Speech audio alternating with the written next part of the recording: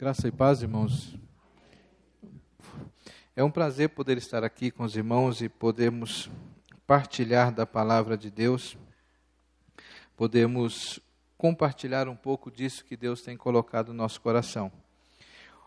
Ontem à noite eu falei um pouco com os irmãos, e os irmãos podem de novo abrir lá em Gênesis capítulo 1, versículo 26 em diante. Nós vamos dar sequência nesse texto. Lendo esse texto ontem, nós tentamos fazer uma conceituação da objetividade, da razão de existência do ser humano como família.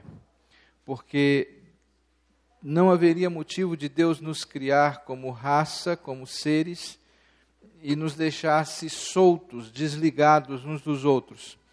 Por essa razão, Deus criou macho e fêmea e os uniu e os fez o primeiro casal.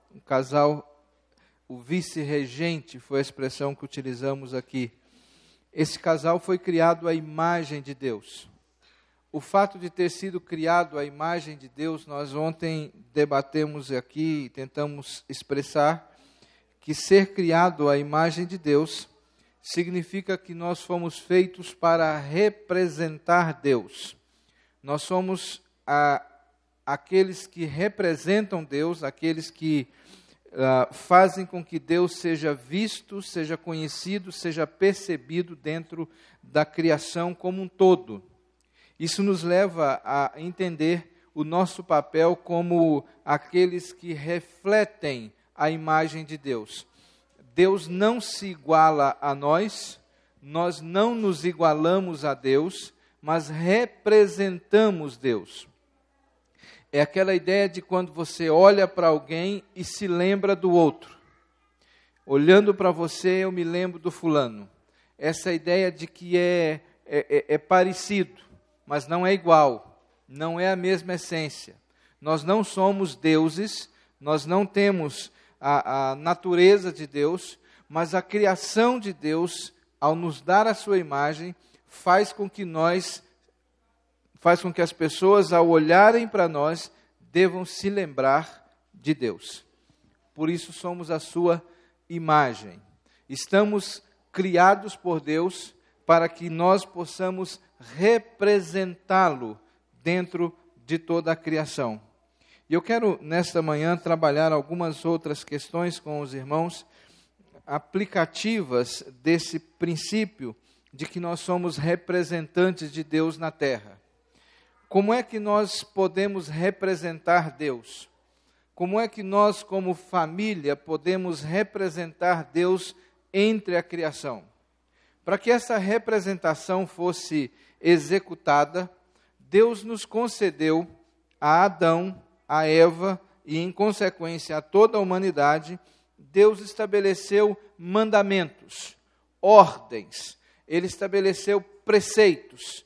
E esses preceitos, esses mandamentos, eles atingem pelo menos 3 níveis. São mandamentos relacionados à natureza, ao cosmos, à obra criada, mandamentos que dizem respeito à nossa relação interpessoal, a nossa questão social, e mandamentos que são relacionados ao próprio Deus. Então nós temos ordens e preceitos de Deus, os quais devemos cumprir a nível cultural, a nível social e a nível espiritual. É sobre isso que nós vamos tentar conversar nessa manhã, em que nós vamos tentar passar para os irmãos. Ontem eu comecei a falar com vocês sobre essa questão do mandato cultural, desse mandamento cultural que Deus nos deu. Se você está com a sua Bíblia aberta, no versículo 28 do capítulo 1 de Gênesis, nós encontramos aí, após a criação, Deus abençoa a humanidade. É interessante observar que durante todo o processo criativo, até a criação do homem, não houve nenhum tipo de bênção. Se você observar bem, o texto, desde o versículo 3 até o versículo de número 25, é sempre assim: disse Deus, ouve, disse Deus e ouve. A única questão que se coloca é que Deus viu que o que ele fez era bom. Mas não há nenhuma manifestação de bênção. Não há nenhum ato abençoador de Deus. Há apenas um ato de Deus em ver que o que ele fez era bom. Então Deus cria todas as coisas, toda a criação, exceto a criação do homem, ela é feita pela palavra de Deus. Deus não coloca a mão, é feita pela ordem expressa de Deus, e esta criação não recebe um ato abençoador, apenas um ato de reconhecimento de que foi bom. E é preciso entender essa questão do bom, porque ele vai voltar à tona quando, no final do capítulo 2, aliás, no início do capítulo 2, Deus viu que tudo que ele fez era muito bom, e então ele descansou. Geralmente, nós temos uma dificuldade muito grande em não conceituar as coisas. Nós lemos a Bíblia e diz: Deus fez a luz e viu que a luz era boa. Normalmente nós ouvimos bom e boa e conceituamos no comum como sendo algo moral. Fulano é bom ou fulano é mau. Então a gente sempre pensa em bom como algo moral. E eu me pergunto, como é que uma luz pode ser boa, do ponto de vista moral? Como é que um planeta pode ser bom, moralmente falando? Como é que uma árvore pode ser boa? Eu não sei se você já fez essas perguntas. Como é que a natureza, que Deus olha para ela e diz, é boa?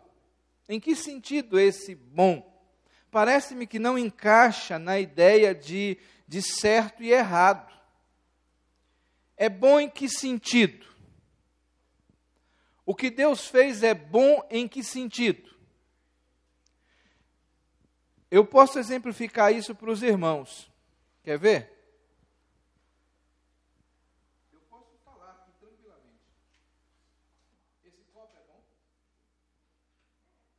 Para quê? Para falar ele não é legal, né? Ele é bom?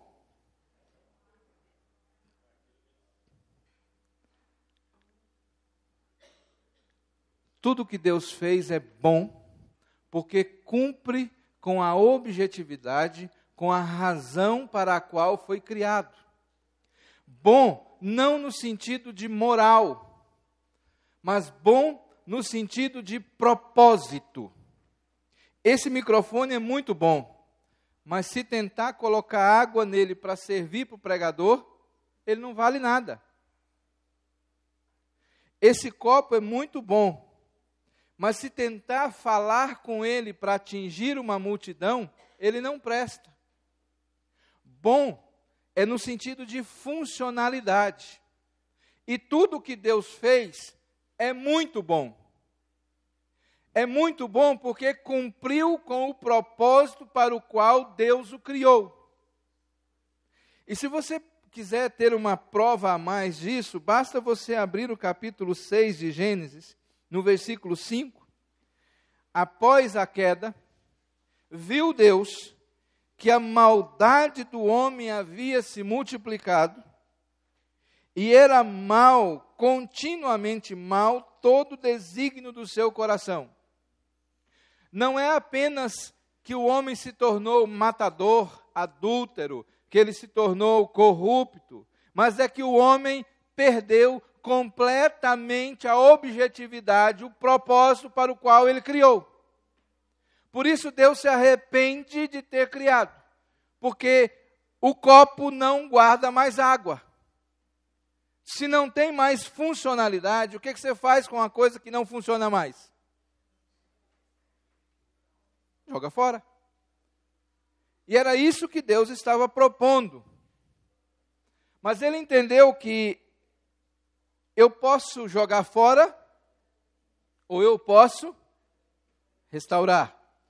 Por isso ele deu graça a Noé, para que Noé pudesse construir uma arca e assim dar sequência ao projeto.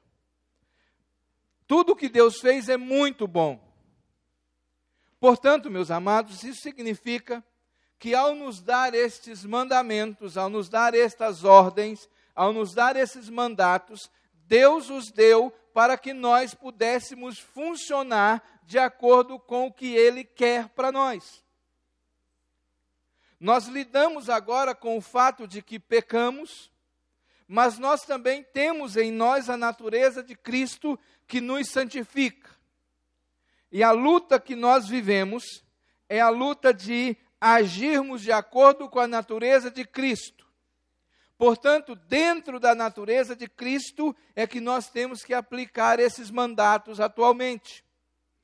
Adão e Eva aplicaram esses mandatos até o momento em que desobedeceram a Deus de forma livre, de forma espontânea.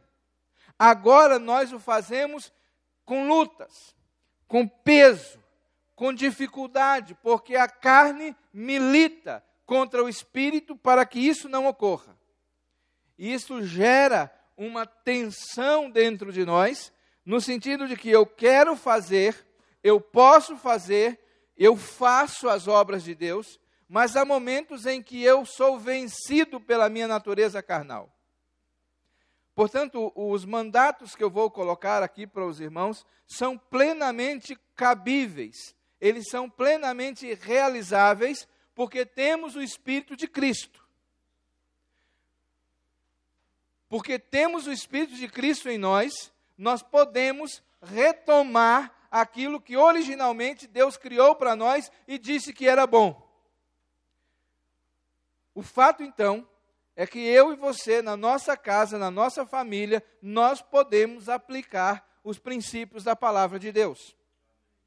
Porque Deus nos fez para isto. O mandato cultural, eu vou ser breve nele, porque abordamos algumas coisas ontem, vou mais recordar. É esse mandato que Deus nos deu, como diz o versículo 28, Ele nos abençoou e disse: sede fecundos, multiplicai-vos, enchei a terra, sujeitai, dominai sobre os peixes, sobre as aves e sobre todo animal que rasteja. Esse é o mandato em que Deus nos deu para zelarmos, para cuidarmos da natureza, para cuidarmos do nosso ambiente, do nosso habitat, de onde nós vivemos. Nós temos o domínio. Nós, como servos de Cristo, habitados pelo Espírito de Cristo, nós dominamos, nós não destruímos. Nós subjugamos, nós não maltratamos. Nós, enquanto servos de Cristo, somos aqueles que produzem a partir do que Deus nos deu. Somos criativos, somos uma geração que interage com a criação para glorificar a Deus.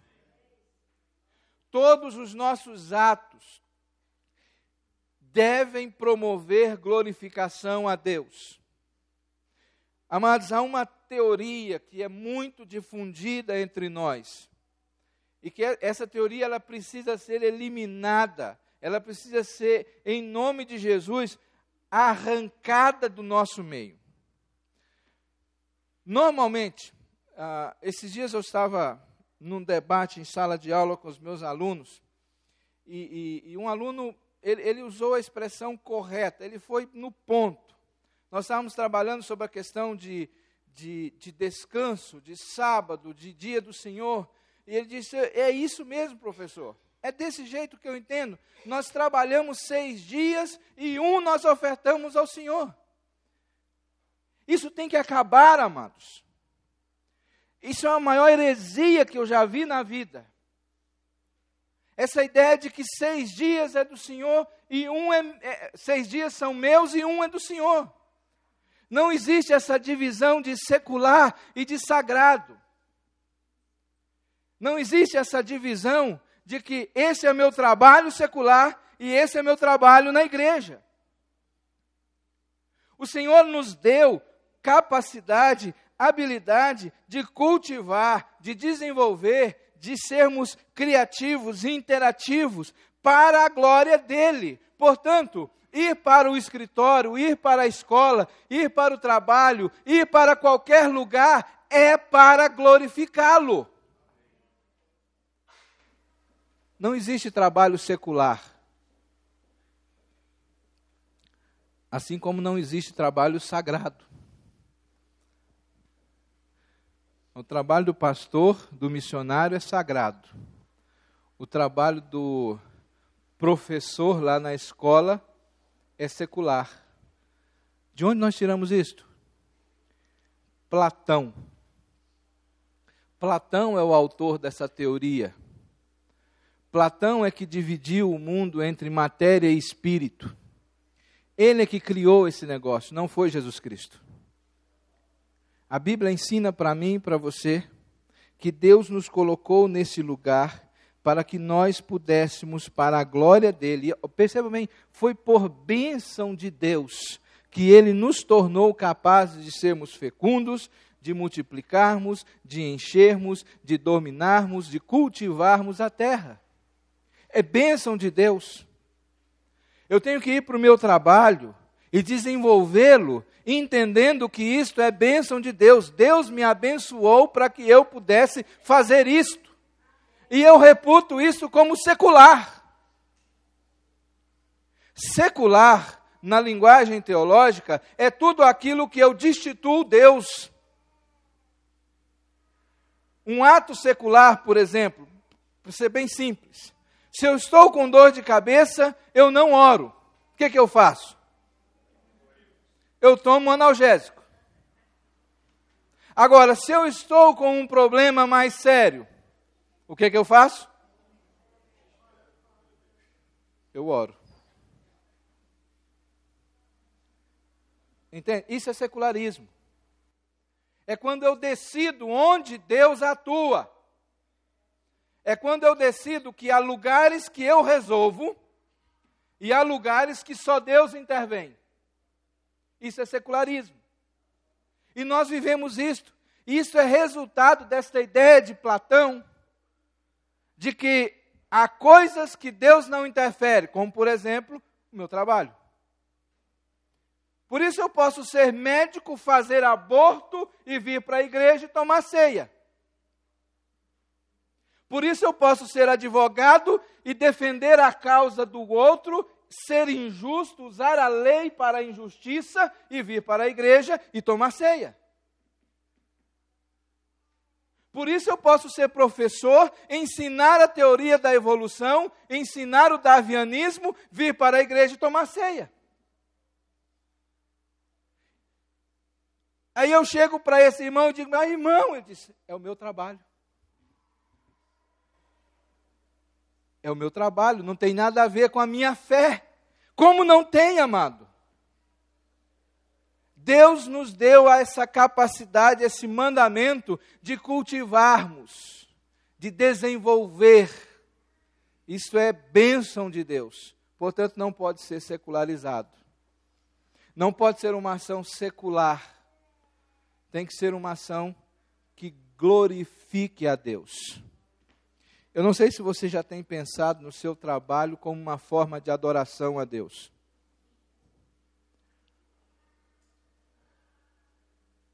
Nós precisamos começar a ensinar isso para os nossos filhos. Nossos filhos estão sendo educados no secularismo, dentro da igreja. Nós temos pecado como família, quando nós ensinamos os nossos filhos que a razão de vida deles é montar império financeiro. Nós não temos preparado nossos filhos para serem servos de Deus. Estamos preparando os nossos filhos para serem grandes profissionais. Como pai, eu sofro essa tentação e sei que você já sofreu ou deve sofrer. Eu nunca, talvez nunca é muito, mas eu vou usar a si mesmo como forma de expressão.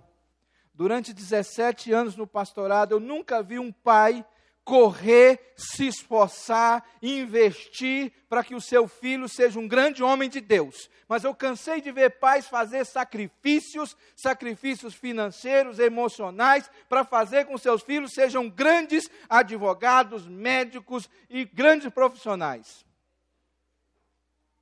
Porque a nossa ênfase é que ele precisa cuidar da vida secular dele.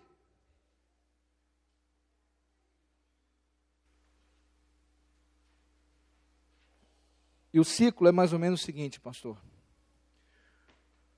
O ciclo acontece da seguinte forma.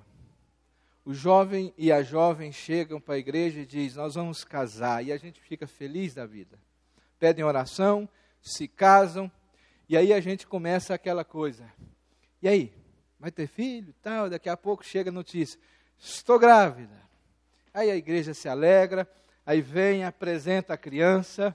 A gente fica feliz da vida, esse menino corre para lá e para cá, cresce na igreja, vai por todas as salinhas, aí ele vai para a universidade.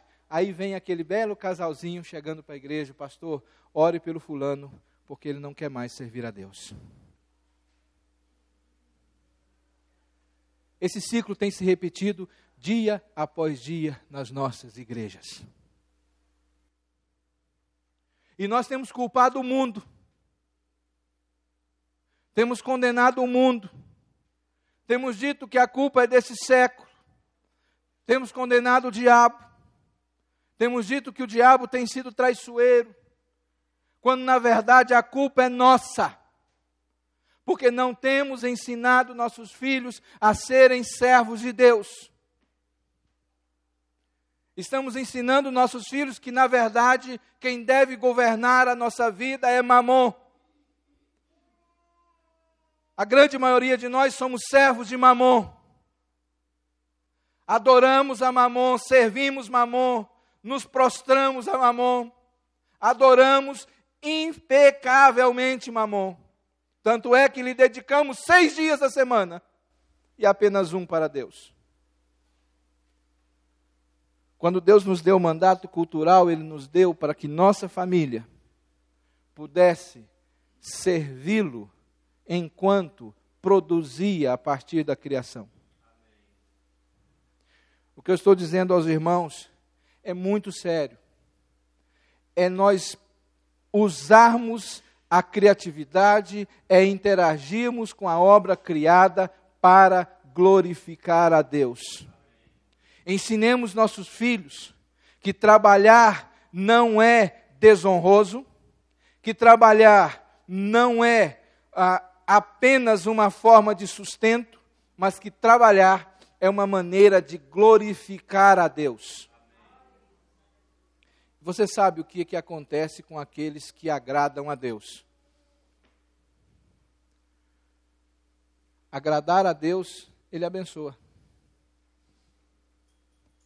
Nós precisamos passar isso para os nossos filhos. Eu tenho tentado ensinar isso para os meus meninos. Olha, vocês podem ser o melhor profissional, e não só podem, como devem ser o melhor profissional, porque vocês fazem para glorificar a Deus. Se vocês entenderem isto, vocês serão os melhores onde vocês estiverem, porque vocês farão para o Senhor.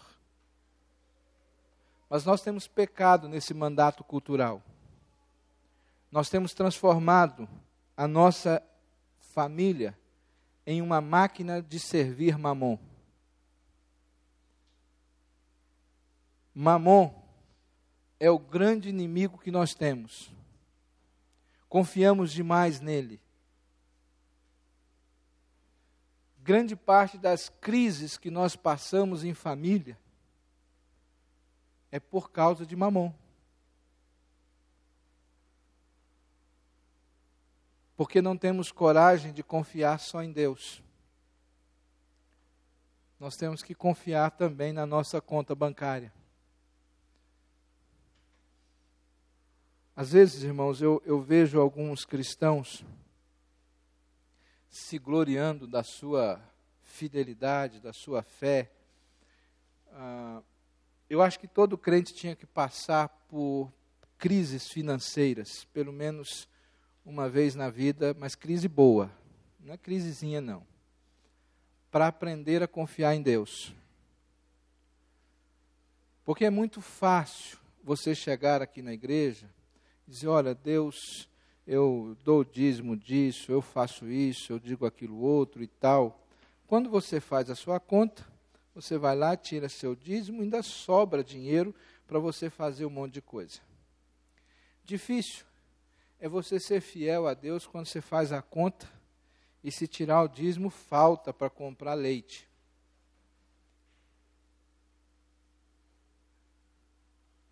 É muito fácil ser fiel na abundância. Na abundância é muito fácil. Foi essa a tese de Satanás contra Jó. Ele é fiel porque ele tem muito. O Senhor tem dado muito a ele. Então tira. Pode tirar e você vai ver que ele continua fiel. Eu tenho a impressão, irmão, que se Deus tirasse algumas coisas de alguns de nós nos rebelaríamos contra Deus. Porque, na verdade, temos adorado mais a Mamon do que a Deus. Nós precisamos voltar a essa ideia do mandato cultural. Entender que nós estamos criados por Deus para representá-lo. Peguei a minha maletinha, vou trabalhar. Não importa se é na igreja, não importa se é no escritório, não importa se é na fazenda, não importa onde e o que eu vá fazer. Farei porque entendo que Deus me abençoou e me disse, sede fecundo, multiplicai, enchei, sujeitai e dominai a terra. O segundo mandato que Deus nos deu é um mandato social. Ele nos fez seres sociáveis. Ontem eu disse aqui que Adão era solitário antes do pecado, que há um tipo de solidão que não é advinda do pecado. Essa solidão que é causada pela necessidade de estar perto de alguém. E essa solidão não se trata com oração.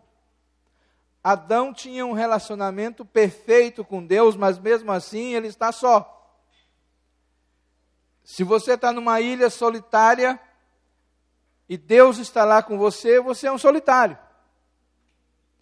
Você precisa de alguém que você olhe no olho, que você sinta o cheiro, toque.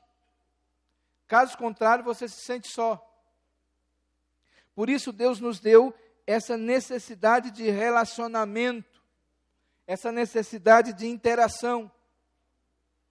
E essa expressão relacional, ela é uma forma de representar o ser de Deus, porque Deus existe em unidade. Isso nos ajuda a entender, amados, por que a Bíblia insiste tanto, especialmente o Novo Testamento, na necessidade da unidade entre os irmãos. Eu não sei se os irmãos já observaram, mas o Novo Testamento em especial sempre diz que nós temos que lutar pela unidade. Unidade na igreja e na família não acontece por osmose. Não é natural mais, por causa do pecado. Nós temos que lutar, batalhar. Paulo usa sempre essas expressões. Lutem, procurem, busquem a unidade. Porque a unidade é algo que Deus estabeleceu como ordem, como mandamento, e que o pecado afastou, quebrou, tirou isso de nós. E que agora, com o Espírito de Cristo em nós, temos que recuperar isto. Isso é uma expressão do ser de Deus que vive em unidade. Nós precisamos urgentemente repensarmos esta questão. Nós somos criados iguais, somos feitos da mesma matéria, exatamente para que não se crie diferenciações. Nós somos iguais, porém temos papéis diferentes. Temos funções diferentes. Pensando em termos de família, não há ninguém na família melhor do que o outro, superior ao outro. Somos todos iguais, mas temos papéis diferentes a desempenhar. Foi assim desde o princípio. Quando Deus criou a mulher, fez a mulher para que ela auxiliasse o varão. Como é que a mulher auxilia o varão? Pastor, o senhor garante a minha saída? Porque se o senhor garantir, eu vou ler um versículo aqui. Se o senhor não garantir, eu deixo de lado esse versículo. Tranquilo? Tem saída de emergência? Tem? Pela janela?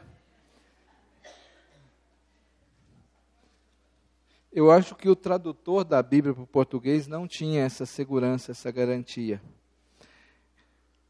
Efésios capítulo 5.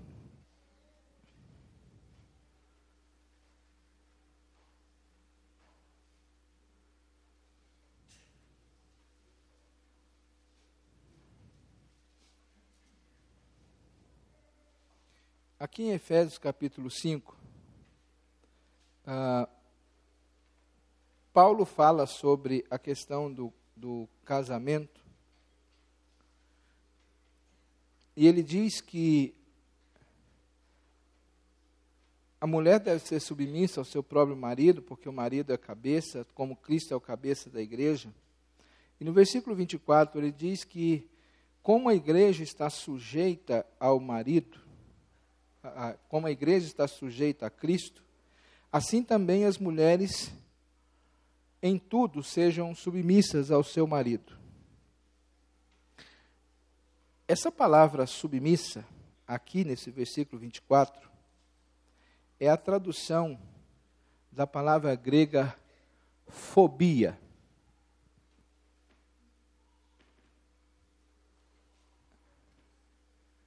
A ideia o verbo, lá é um verbo, é de temer. A esposa deve temer o seu marido. Não temer de medo, mas também. Assim como Sara chamou a Abraão de Senhor, é esse o sentido do temor que está expresso nesse versículo. Assim como a igreja teme a Cristo, a esposa deve temer ao marido. Eu tinha motivo de pedir segurança, não tinha?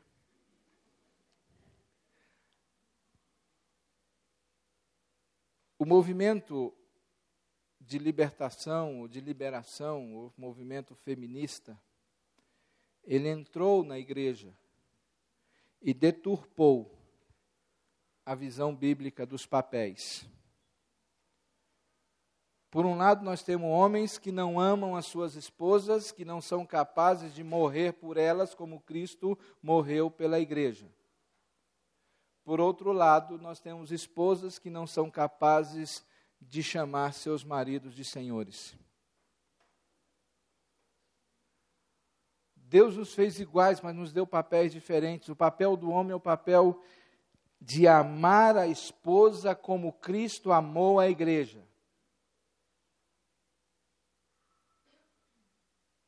O homem, o marido, tem que amar a sua esposa sacrificialmente. Ele tem que dar a vida por ela. Mas não é dar a vida num ato heróico. Se tem um bandido entrando na minha casa, eu pulo na frente dele. Não é nesse sentido. é dar a vida no sentido de protegê-la, cuidar dela de maneira que ela possa ser apresentada sem máculas, sem rugas e sem manchas. O marido tem que amar a esposa a ponto de cuidar dela, que ela não venha a envelhecer. Essa é a ideia.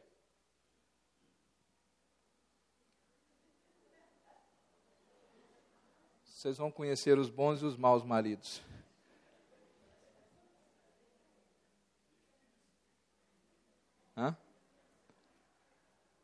A ideia de sem mancha, sem rugas e sem mácula. É isso que o texto diz. Ela foi protegida, ela foi amada, ela foi guardada.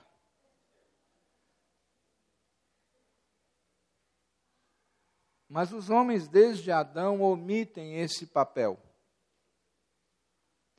Onde é que você acha que estava Adão no dia que Eva pecou?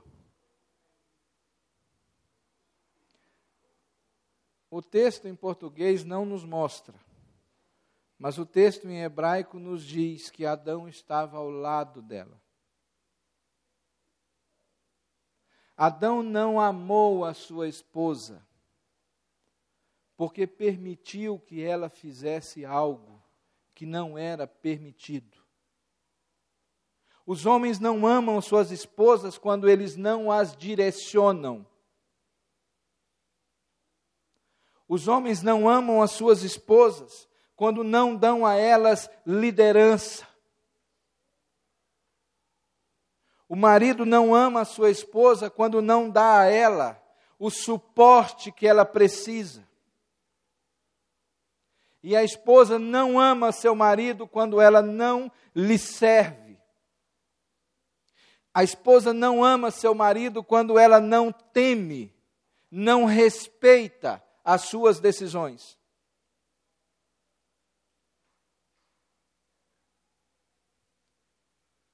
Somos iguais, com papéis diferentes, complementares.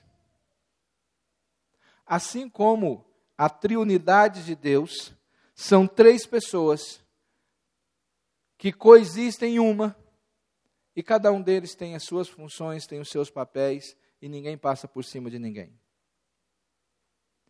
Eu posso ser o cabeça da minha família, sem tirar a pessoalidade de ninguém. Eu posso ser o líder da minha casa, sem roubar a pessoalidade da minha esposa. É nisso que Deus é visto. É nisto que Deus é glorificado. Mas nós morremos de medo disso. Nós morremos de medo dessa verdade bíblica. Nós somos interdependentes. Nós não podemos ter uma família em que nós sejamos nem dependentes e nem independentes. Nós precisamos de interdependência, um dependendo do outro. E quem é que está no timão desse negócio? Quem é que está no timão dessa coisa? Tem que ser o marido.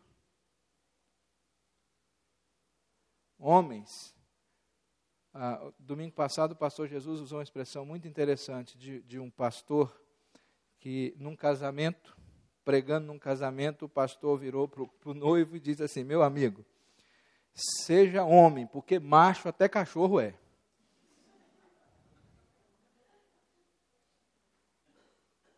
Essa é a questão. Sejamos homens que liderem, que deem direção, que deem rumo, que estabeleçam diretrizes. Mas não sejamos dominadores. Deus não está mandando o homem ser dominador. A ordem de Deus é que o homem deve governar. assim como Deus governa. E a mulher tema esse marido, como Sara temeu o marido dela.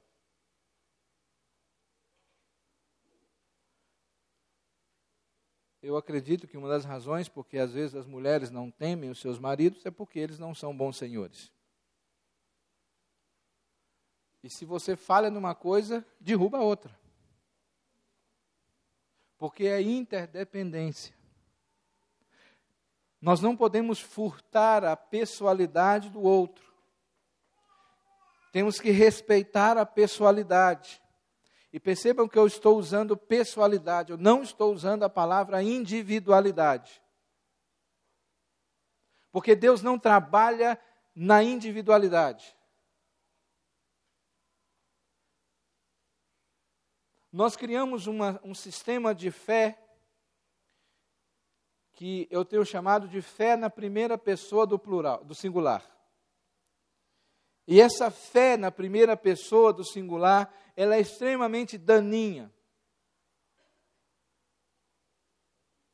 Deus não trabalha com o indivíduo, Deus trabalha com a coletividade. A revelação de Deus na história é uma revelação na coletividade. Quando Deus se revela a Abraão, é para criar uma coletividade. Quando Deus se revela a José, é para salvar a coletividade. Quando Deus se revela a Moisés, é para conduzir a coletividade. Quando Deus se revela a Josué, é para que ele lidere o coletivo. Quando Deus se revela a Davi, é para que ele governe o coletivo. E assim por diante. Se Deus se revela individualmente, é por causa do coletivo. Deus não se revela ao indivíduo pelo indivíduo. Porque Deus não trabalha com a ideia de uma pessoa, mas Ele trabalha com a ideia de um povo. A ideia de Deus é sempre coletiva, não é individual. Mas nós criamos uma fé individual. Eu venho à igreja para solucionar os meus problemas. Eu venho à igreja para buscar saída para as minhas dificuldades. E quando eu percebo que a igreja não está resolvendo os meus problemas, eu vou para a próxima. Vou tentar lá na outra resolver os meus problemas. E quando lá não dá certo, eu vou para outra. E depois de 10, 15 anos, ele volta para onde ele estava. Porque ele correu o círculo. Ele está tentando resolver o seu problema. Essa individualização, esse processo de individualização, ele está completamente errado e está matando a vida coletiva da igreja. É interessante esse aspecto que nós chamamos de solidariedade da raça, que quem pecou foi Adão, mas nós pecamos nele. Quando Israel vai lutar para entrar na terra prometida, Deus dá ordem expressa, mata todo mundo e não traz uma agulha. O Acã, muito esperto, pensou assim, eu posso levar essas facas aqui, são bonitas, ninguém está vendo, o que tem? Escondeu, levou, chegou em casa, furou um buraco lá na barraca, jogou lá dentro, tampou, botou um tapete por cima, botou uma mesinha, botou flor e botou o Salmo 90 lá em cima. Vamos para a guerra? Vamos para a guerra. Se nós matamos aqueles que eram fortes e numerosos, esse agora é um adversário fraco. Esse aqui a gente passa por cima. E chega lá no adversário fraco, e o adversário fraco dá uma surra em Israel. O povo volta murchinho. E chega para Deus e diz, Deus, mas o que aconteceu? O grande nós batemos nele, agora o pequenininho bateu na gente. E Deus diz, Israel pecou. Quem pecou? Acã pecou. Mas para Deus quem pecou foi o povo. Israel pecou. Amados, Mulheres ficaram viúvas naquele dia. Filhos ficaram órfãos naquele dia. Mães perderam seus filhos naquele dia. Pela responsabilidade do pecado de um. Deus trabalha com a coletividade. Ele não trabalha com a individualidade. As imagens que a Bíblia descreve a igreja no Novo Testamento é de corpo, é de família, é de edifício, é de lavoura. São tudo termos coletivos. Aí vem o crente e diz, não, eu sou a igreja. Que prepotência. Eu nunca vi chamar um tijolo de edifício. Eu jamais vi um pé de milho se chamar lavoura. Eu nunca vi um dedo se chamar corpo. Eu sou parte da igreja. Eu sou parte do corpo. Eu sou parte da lavoura. Eu sou parte do edifício. Sem mim, o edifício não está completo. Sem mim, a lavoura não está completa. Sem a minha participação, está incompleto. Mas sozinho, eu não faço a lavoura. Sozinho, eu não sou o edifício. Sozinho, eu não sou o corpo. Entendem o fato de que Deus trabalha na coletividade? E onde é que nós temos que ensinar isto? Onde é que isso começa? É em casa. Mas em casa nós criamos a individualidade. Cada um tem seu quarto, cada um tem seus pertences, cada um tem as suas coisas, cada um chega e apenas a sala, nem a sala, porque cada um assiste o programa que quer. Só temos a sala de jantar como comum. Isso quando é? Nós criamos em casa esse processo de individualização, esse processo de exaltação do indivíduo, e depois queremos que na igreja nós sejamos unidos. Não tem como, amados. Não há como produzir unidade na igreja, se lá em casa não existe isso mais, se nós já fomos contaminados por essa tese maligna de que cada um vive a sua vida.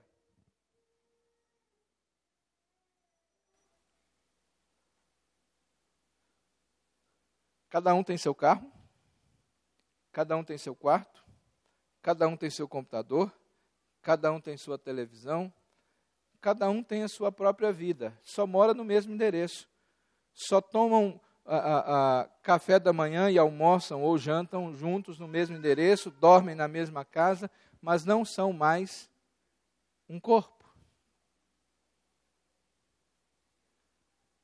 Esses dias meu menino saiu e mudou de rota e não me ligou.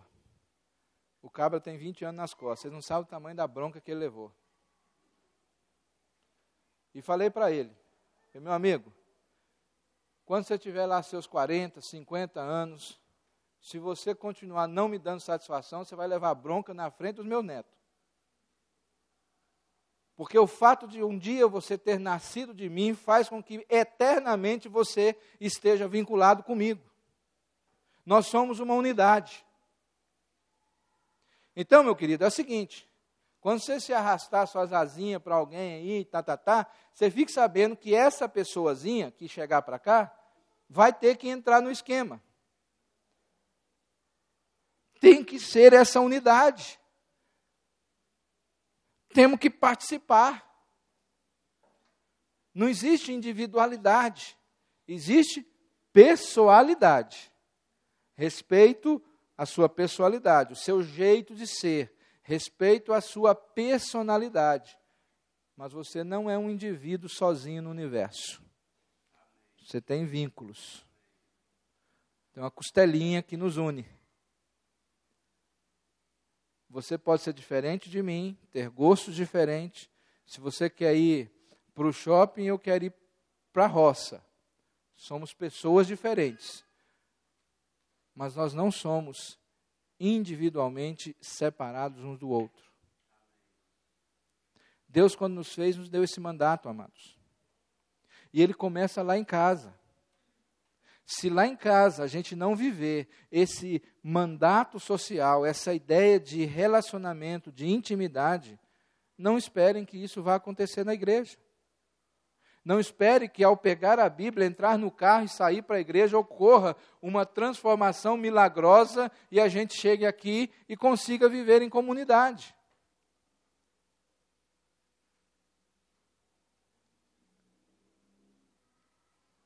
Uma coisa muito interessante nesse ato criador de Deus, quando Ele nos dá esse mandato social, é que o texto de Gênesis diz que homem e mulher, eles estavam nus e não se envergonhavam. Havia uma cumplicidade entre os dois, uma transparência entre eles, que eles eram capazes de conviver um com o outro, sem necessariamente haver ou existir qualquer tipo de preconceito ou de reprimendas entre eles. Muito se discute sobre essa questão da nudez do primeiro casal, mas o que é mais sensato pensar é essa capacidade que eles tinham de se relacionar numa cumplicidade. Não há o que esconder entre eles. Eu dou uma dica aqui para você que é pai. Não importa se seu filho tem 20 anos, 30 anos, não. Você é pai. 18 anos não desfilia filho. Tá? Eu lamento muito alguns pais, não, mas agora adulto se vira. É filho, meu amigo. Tem que estar debaixo da tua corda ali. Então não importa se seu filho tem 20, 30, 40 anos. Lá em casa. Eu tenho a senha da internet, Facebook, todas as redes sociais, eu tenho a senha de todo mundo. Qualquer hora eu posso entrar. Porque há o princípio de que nós somos cúmplices. E não vem com essa, mas você está invadindo a privacidade. Eu presto contas diante de Deus, porque sou responsável diante de Deus por aquelas pessoas.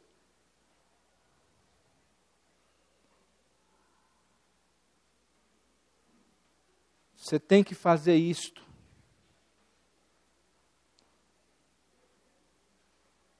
Com quem se relaciona? O que tu anda falando?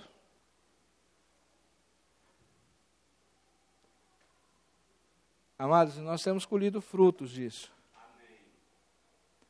Agora, recentemente, com quase 20 anos nas costas, meu menino veio pedir perdão para mim e para a mãe dele, porque nos falou uma mentira. Ele não é perfeito, não. De jeito nenhum. Assim como o pai não é. Mas a cumplicidade, ele falou, pai, não adianta, eu não dou conta de mentir para o senhor. Porque é cumplicidade. Não pode haver vergonha entre nós. Temos que dialogar, temos que conversar, temos que desnudar. Mas, de novo, voltamos à questão da individualidade. É a minha vida, eu faço dela o que eu quiser, não faz não. Se você afirma isso, você está dizendo que não tem senhorio de Cristo. A vida não é minha, a vida não é sua, a vida é de Cristo. Portanto, não existe essa individualidade. Eu pertenço a Cristo. Ele me deu pessoalidade. Ele age de acordo com a minha personalidade, com a minha pessoa. Mas a vida não é minha. Eu não faço dela o que eu quero. Um dia desse eu estava ensinando para alguns pais, dizendo para eles, a maior besteira que você faz na sua vida é você dá uma mesada para o seu filho. Não, dá um dinheiro para ele, faz o que você quiser com isso aí. Você não sabe o que você está falando, né? Porque se ele pegar aqueles 50 reais, for lá na esquina e comprar cocaína, você não pode falar nada. Porque você disse para ele, faça com isso o que você quiser. Eu dou autonomia para o meu filho. Vai dando. Se ele pegar aquele dinheiro e for se prostituir com ele, não fale nada.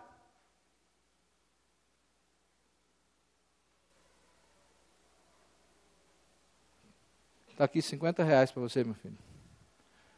Você pode usar nisso, nisso, nisso, naquilo. Vocês devem me achar um pai muito...